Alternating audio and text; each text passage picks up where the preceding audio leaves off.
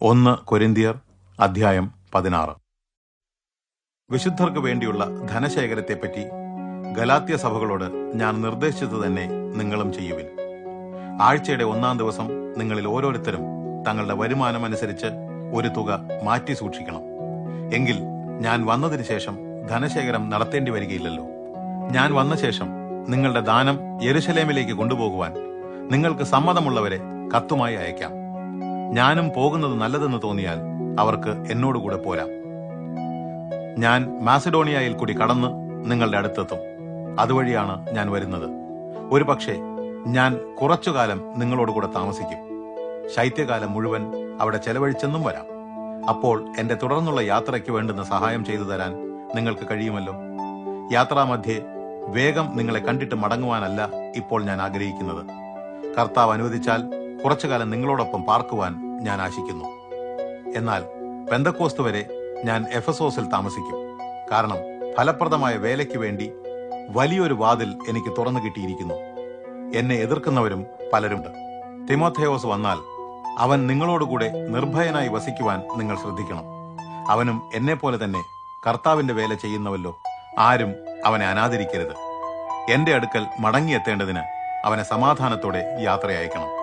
ഞാനും സഹോദരന്മാരും അയാളെ കാത്തിരിക്കുകയാണ്. നമ്മുടെ സഹോദരനായ അപ്പൊല്ലോസിന്റെ കാര്യമോ, മറ്റ് സഹോദരരോടുകൂടെ നിങ്ങളുടെ അടുത്തേക്ക് വരുവാൻ ഞാൻ അവനെ നിർബന്ധിച്ചു.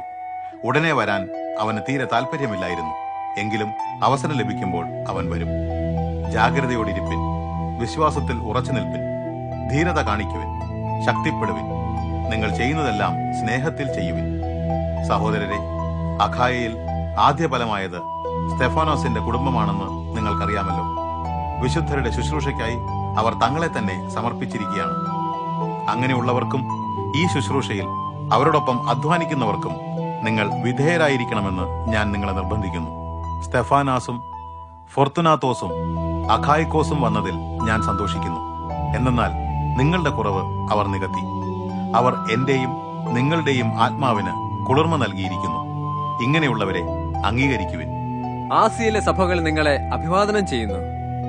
അക്വിലാസും പ്രിസ്കില്ലയും അവരുടെ ഭവനത്തിൽ കൂടി വരുന്ന സഭയും കർത്താവിൽ നിങ്ങളെ ഹൃദയപൂർവ്വം വന്ദനം ചെയ്യുന്നു.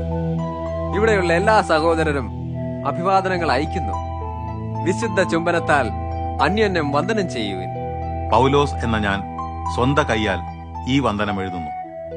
കർത്താവിനെ സ്നേഹിക്കാത്ത ഏവനും ശാപഗ്രസ്തൻ. കർത്താവേ, വരണമേ. കർത്താവായ യേശുവിന്റെ കൃപ നിങ്ങളോടുകൂടെ ഉണ്ടായിരിക്കട്ടെ. നിങ്ങൾക്കെല്ലാവർക്കും ക്രിസ്തു യേശുവിൽ എന്റെ സ്നേഹം. ആമേൻ.